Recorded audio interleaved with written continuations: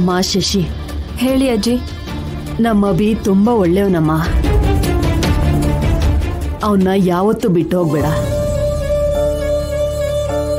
ಹೌದಮ್ಮ, ನೀವಿಬ್ರು ಗಿಳಿ ಗೊರವಂಕ ತರ ಜೊತೆ ಜೊತೆಲೇ ಇರ್ಬೇಕು. ನಿಮ್ಮಿಬ್ಬರ ಮಧ್ಯೆ ಯಾವ ರೀತಿ ಜಗಳನೂ ಅಪಾರ್ಥನೂ ಇರಬಾರ್ದು. ನಿಮ್ಮಣ್ಣ ದಿವ್ಯ ತುಂಬಾ ಚೆನ್ನಾಗಿರ್ತಾರೆ, ನೀವು ಕೂಡ ಹಾಗೆ ಇರ್ಬೇಕು. ಸಣ್ಣ ಪುಟ್ಟ ಜಗಳ ಬಂದ್ರು ಹೊಂದ್ಕೊಂಡು ಹೋಗ್ಬೇಕು. ದೇವಿಪುರಕ್ಕೆ ಹೋದ್ಮೇಲೆ ನೀನು ಅಭಿನ ಬಿಟ್ಟು ಎಲ್ಲಿಗೂ ಹೋಗ್ಬೇಡಮ್ಮ. ಯಾವಾಗ್ಲೂ ಅಭಿ ಜೊತೆನೇ ಇರ್ಬೇಕು. ಅಭಿನ ಬಿಟ್ಟು ಒಂಟಿಯಾಗಿ ಎಲ್ಲೂ ಹೋಗ್ಬೇಡ. ಅಭಿ ಕೈ ಹಿಡ್ಕೊಂಡೇ ಇರು. ಯಾಕಿಷ್ಟೊಂದು ಎಚ್ಚರಿಕೆ ಕೊಡ್ತಿದ್ದೀರಾ?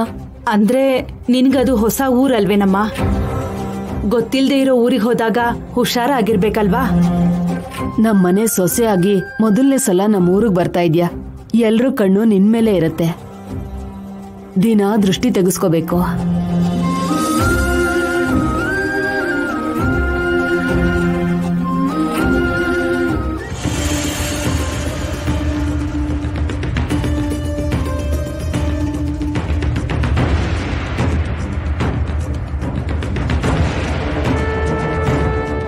ಇಬ್ರು ಒಬ್ರಿಗೊಬ್ರು ನೋಡ್ಕೋತಾ ಇದ್ದಾರೆ.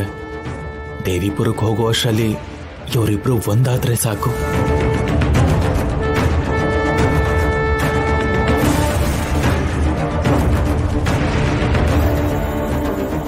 ಯಾಕೆ ಪೌಡ್ರು ನಡಕ್ತಾ ಇದ್ದೀರಾ?